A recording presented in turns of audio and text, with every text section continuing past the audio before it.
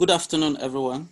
This afternoon, I'm going to be talking about the Fulani herdsmen violence in Nigeria, particularly in northern Nigeria.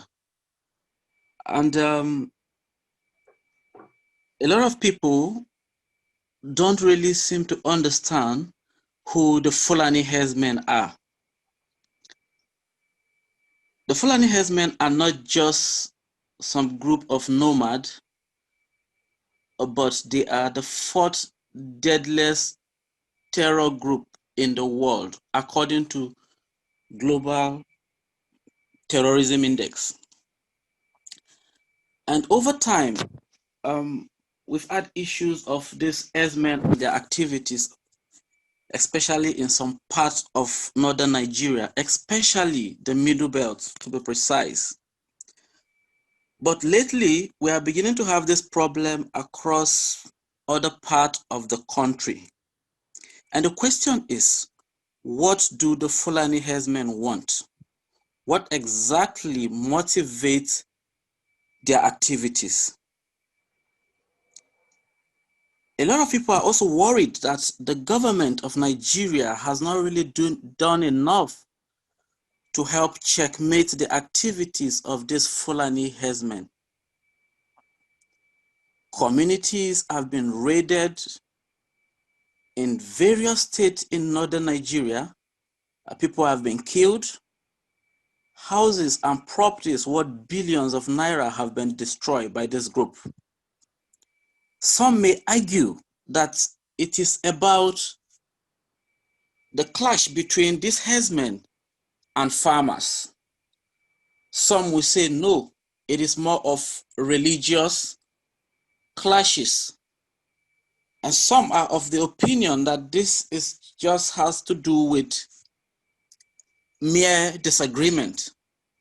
But then looking at it critically, one will be made to understand that the activities of these violent herdsmen goes beyond religious or ethnic. Lately, I went to some part of Nigeria, especially northwest Nigeria to be precise, places like Katsina,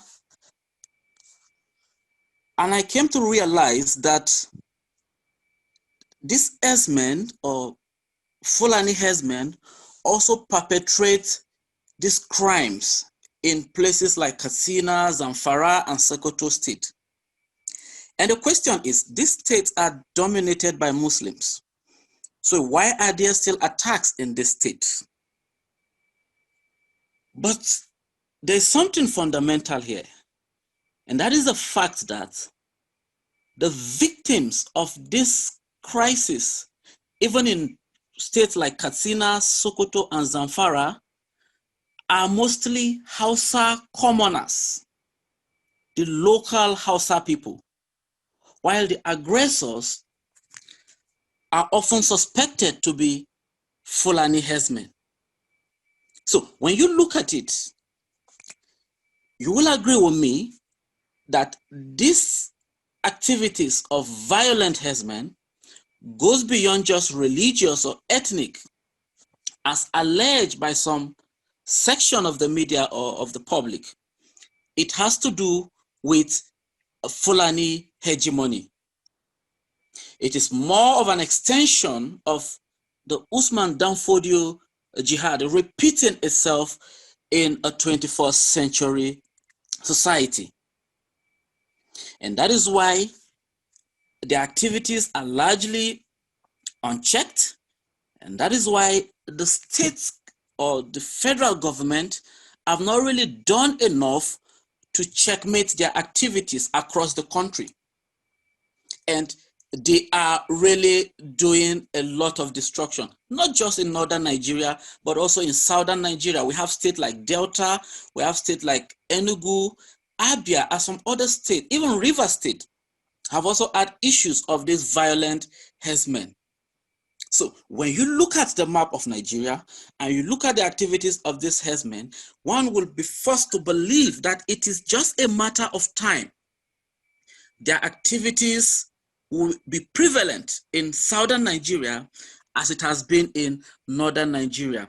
And some will argue that these herdsmen activities have been there even before the coming of this administration. No doubt about it. But then, the handling or the response so far, we have a situation today when the government of the day has not really done anything serious to stop their activities. Instead, what you get are excuses, where you have government coming out to make excuses for a terror group. And this is not just about Nigerians calling the Fulani or giving the Fulani a bad name to hang them. No, it is about what is known in the international COFA. Because according to the Global Terrorism Index, these Fulani herdsmen are not just an ordinary group of people, but they are the fourth most deadliest in the world. So it means they are not people to be taken lightly. Before now, the Fulani herdsmen that we know don't carry guns. They carry sticks and sometimes cutlasses to enable them cut leaves for their animals. But today they carry guns. And that is why in some part of northern Nigeria, farming activities are being crippled because these violent herdsmen have made it impossible for the indigenous people to even go to their farms.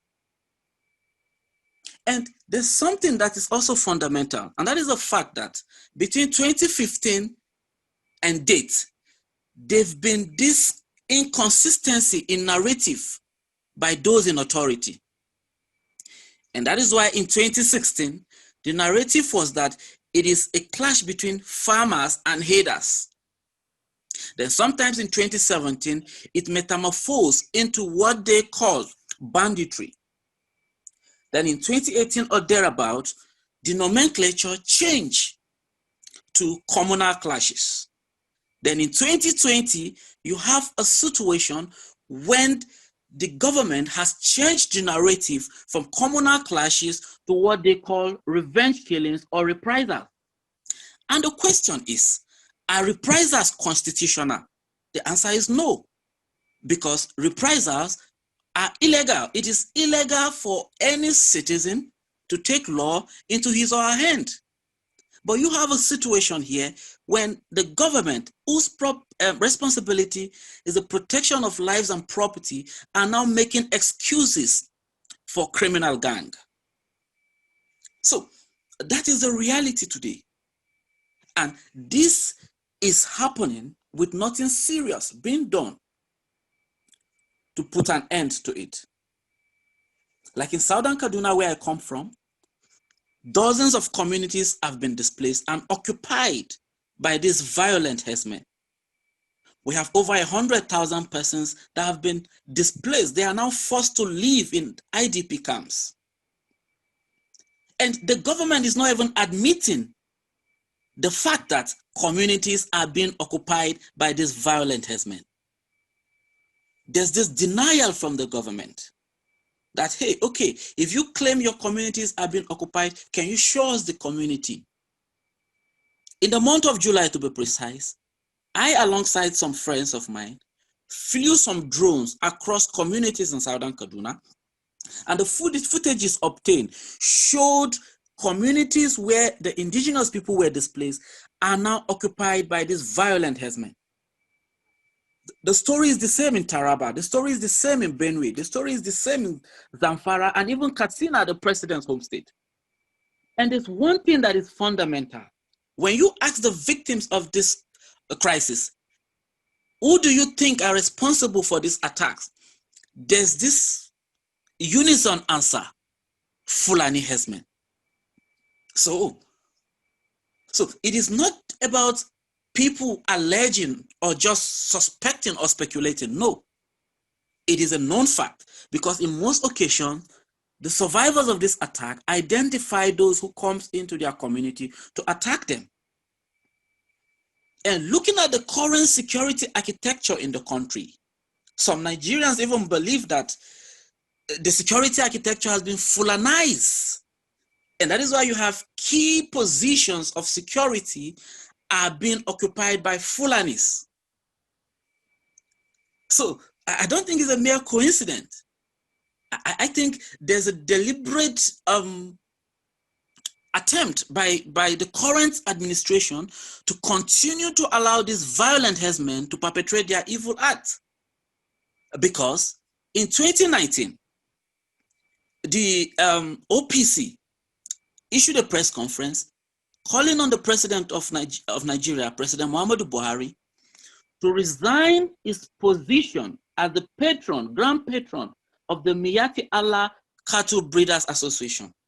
Now, this is very important to note that the president of Nigeria is the grand patron of the Fulani people, the same people that are being accused of perpetrating these crimes. And this is not just mere accusation, because we have instances in Benue, in Kaduna, when the Miyati Allah breeders leadership comes out to claim responsibility of these attacks. So the solution, what I believe that could put an end to these atrocities, crime against humanity being perpetrated by these Fulani herdsmen, one is that the international community must beam its searchlights on Nigeria. Yes, they've been reported on the media, but then there is need for a special envoy, especially from the United States or the United Kingdom. They should appoint special envoy to Nigeria so that the activities of these violent herdsmen can actually be reported directly back to the international community. Because we have a situation where the media in Nigeria is not doing enough to report these crimes. In southern Kaduna, for instance, we've had instances where a community will be attacked, 20 persons will be killed, 100 houses will be burned, but you have a media house in Nigeria reporting that 2 persons were killed and 5 houses were burned. Now, these are communities that you don't easily access. They are communities in remote area. So for somebody like me, sometimes I go there to find out what really happened. And to my surprise, sometimes I end up counting over 100 houses that have been destroyed. And the question is, why is the media underreporting? So sanctions, another solution, I believe, that could put an end to these violent crimes perpetrated by the herdsmen. Sanctions, economic sanctions. I won't be happy if sanctions are imposed on Nigeria, but then we are talking about human lives here. So if sanctions could force our government to really do what is needful to stop these crimes, then I would call on the international community to impose sanctions on our government. Just like we've heard of recent, where visa ban or travel restrictions have been threatened against our political elite. You could see some positive behavior with regards to elections.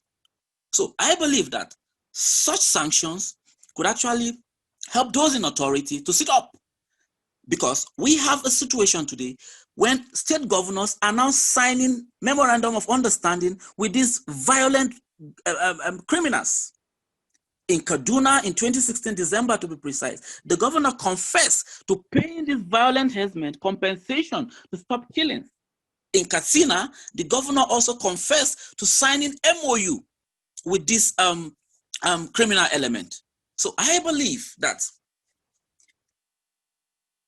more needs to be done by the international community, because the current security settings in Nigeria is not ready to put an end to the activities of these Fulani herdsmen. Then finally, I believe that communities should be empowered and encouraged to be their own security, to organize their own security, like we have in the Southwest, the Amotekun, for instance. So I believe that the localization of the security for the people would do so much to help curtail the activities of these criminal herdsmen. Thank you very much.